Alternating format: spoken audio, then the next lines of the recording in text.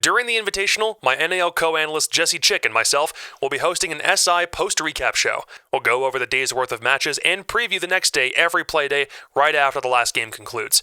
Shows will be streamed at twitch.tv/CaliberJacob and maybe also uploaded to YouTube afterward. So, please go follow the Twitch channel and also go follow Jesse's channel for live analysis and VOD reviews all throughout SI. We'll see you there. So, we've done this video already, but lots of things can change in the Rainbow Six landscape over just 3 months, and in this case, they have, most notably that I'm not putting Altior's logo into thumbnails anymore. But there are some things to talk about for North America's chances at SI, because we've done every region up until this point, and we got to do this one, even though I'm recording at 3 in the morning. And when we did talk about North America last, it was before Stage 1. Now things have definitely shifted a bit, and for this one you get a little bit of my NAL desk analyst insight too, for what that's worth.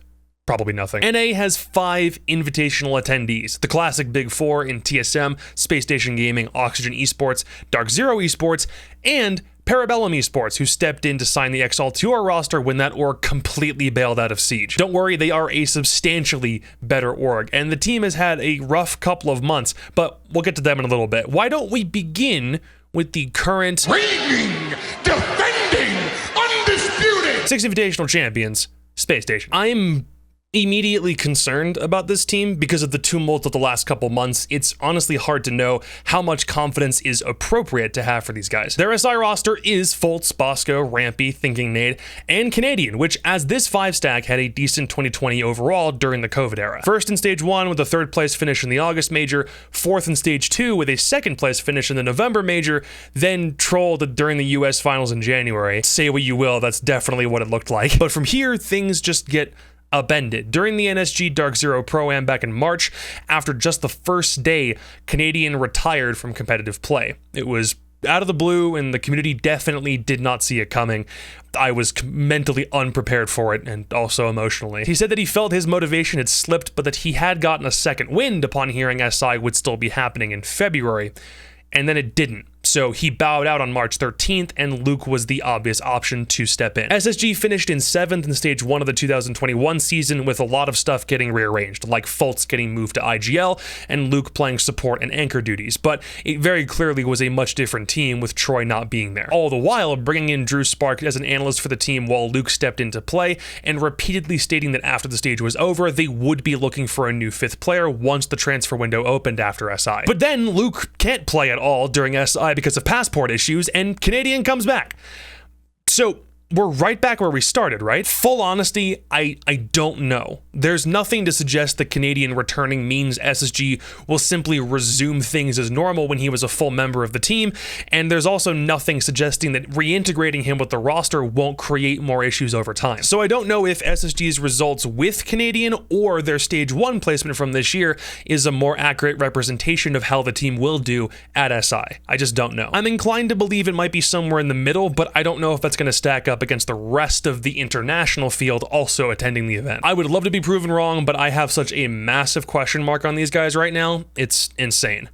The same can also kind of be said for TSM, though to a lesser extent. These guys have just been the most solid team in NA for everything in the past 12 months, aside from their recent stage. We kept calling them the perpetual 2nd place team because for most of 2020, they were Stage 1, August Major, Stage 2, then finally broke that streak at the November Major and the US Finals just afterward. If we also were to factor in their 3rd place finish from the Invitational last year and getting 2nd place at the very end of Pro League, and that is an entire year's worth of consistency and is the single most solid placement average of any team in North America. The only place that consistency deviates from is Stage 1 of this year, where they ended 5th. Granted, teams like Disrupt, Mirage, and the Sonics surprised everyone when they made the top 4 over guys like TSM or DZ, but when TSM lost, they were still keeping games close. Every L that they took at the very least went the full 12 rounds, if not overtime. So in my eyes, it's really just down to their late game decision making. I still would call them the most consistent team of all of NA's teams at SI, and achieved Bolo, Merc, Geo, and Shala through their campaign last year was a great run in the COVID era, especially when they were able to get those last 2 events on land because coincidence? They won them both. The 5th place finish from this stage of the NAL might make you more cautious, but as far as I'm concerned, they are the flag bearers for North America this time around. Both TSM and SSG will be sharing Group B with Oxygen Esports, who have been a different success story in their own right. The team is laxing Vertical, Foxay, Yaga, and Kino, the latter two of which got added for the start of Stage 1 and broke a cycle of OXG/Reciprocity, always kind of being a revolving door of established pros. Nyx, Retro, /Hug, Biologic. No, this time they brought in 2 rookies from CL for their first season, and they showed up big time. Kino especially had a crazy performance. They broke a trend of being third in both NAL stages and first team out of both majors to claim first place at the start of the 2021 season for the first time ever. But that being said, going into Invite, I'm not completely sold on them being the best team in NA just yet. Not just because teams like the Sonics also kept things very close with them, but I think one stage simply does not prove that you've got a superstar formula. They had Kino and Yaga scouted, don't get me wrong, and scouted very well, integrating them into their system almost seamlessly, but I have trust in TSM because of their consistency over time. I don't quite have that yet for OXG. They were only a couple puzzle pieces away from long-established success, and honestly, with Yaga and Kino, I think they could be there. Just show us more. The last team in the NAL Big Four is also at SI, and that's DarkZero. And as far as I'm concerned, they're just doing what DarkZero normally does, getting accustomed to a new player in their system. Mint, Hyperskies, and Eclipse welcomed NJR into the fray back in February after letting go of Hot and Cold, and have had that traditional slow DarkZero start after adding on a new teammate. 6th in Stage 1. Before then, the team was top 4 in NA for both stages and top 3 for both majors, including winning the one in August, then going on 2nd in the US Division Finals to TSM. If you just look at results, OXG, SSG, TSM, and DarkZero have all been pretty interchangeable in terms of what exact positions they've been in NA over the past 9 months. None of them were any worse than 4th place prior to the start of the 2021 season, and DZ is absolutely no exception. The last time DarkZero made a roster change was adding Skies and Eclipse after the Tokoname Finals in November 2019, so it's been a long time between them making any change at all. But the difference here is that was 2 players coming in, and NJR is just 1 guy, and even though he did take a while to get going in Stage 1, I'd say he's beginning to find his groove with this team already. Though not having international LAN experience could mean SI is a pretty brutal wake-up call. Despite being top 4 in NA, DarkZero are inheriting the good but not good enough title that TSM used to occupy in my mind. Like, the chemistry, the strategy, the mindset, the skill is all there from these guys, but it just hasn't translated to that many wins yet. And I mean that even before NJR came onto the team. And at this point, I would definitely have hoped that they could have had more to show for it. And the final team, the pride and joy of Canada, the surprise entrants, the undervalued ever underdogs, we got to talk about Parabellum.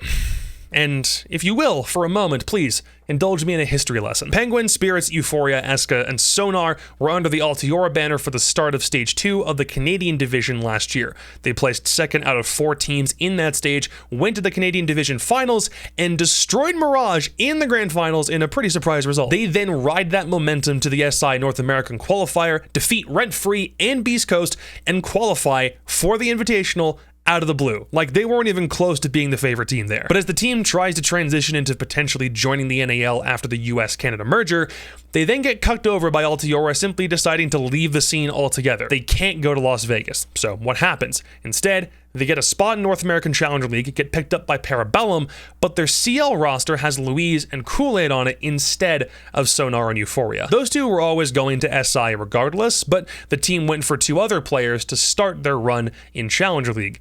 That then got promptly interrupted when Louise was Ubisoft banned after being caught in 4K for using wireframe during a ranked match, and so Parabellum had to go and get permission to bring their original 5-stack back into CL. They finished the season with 14 points overall, which is 4 wins, 2 overtime losses, and 1 standard loss. But as of this video, the Challenger League season is not over yet, so we don't know exactly where they place. And that's a result that combines the games that they had with Louise and Kool-Aid, and then with Sonar and Euphoria. I think it's safe to say that the momentum PB had during their Altiora days has sufficiently died down, and we only have 3 maps of this exact lineup playing together in the past 3 months, and they didn't even win them all, and it was in North American Challenger League where the bar for success is substantially lower than it is at the pro level. Through almost no fault of their own, they've had a really shaky 6 months, but haven't been able to weather that storm as much as I would have liked heading into what is literally the World Championship of Siege. The story of how they got to this point honestly makes me want to root for them. Like, I love love cheering for the underdogs. I want them to prove me wrong.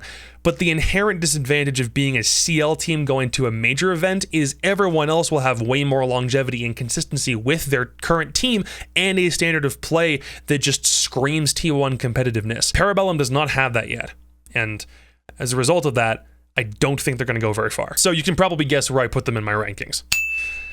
I can already hear some of you screaming about where I put OXG in this list too, but I don't care, keep screaming. If you had to ask me, I think North America as a region has a lot of great teams with really weird recent North American League placements that I don't think brings them down very low in my mind's eye. The fact that the NAL is also on land with best of ones might just mean these guys feel right at home during the group stage. Being in Vegas might have more benefits than one. They're not the hottest region at the moment because Latin America definitely takes that title for right now, but they are most definitely one of the more solid ones. And now we are done with invitational breakdowns. It is currently 3 a.m. You know what's coming next. Look out for their predictions video tomorrow, which I still don't know how I'm going to do it, but I'm going to do it because you people are rabid for it, and then the post show is going to happen every day once Invite begins, so go follow the Twitch channel. And also follow me on Twitter because that's where I'm going to be updating everything. I'm going to go edit this, then fall asleep because it's late. Have a good night.